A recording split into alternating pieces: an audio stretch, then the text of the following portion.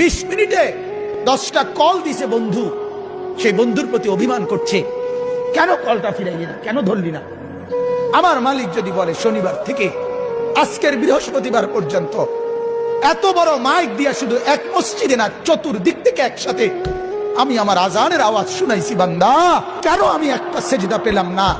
আরে বাপ, জানোস না বাপ কি পরিমাণ কষ্ট পাবি বাপ।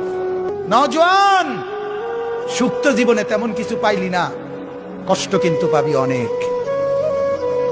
নারীর পিছনে পড়ে খুব বেশি কোনো সুখ কেউ পাও নাই, আমরা জানি, আমরা বুঝ আছি।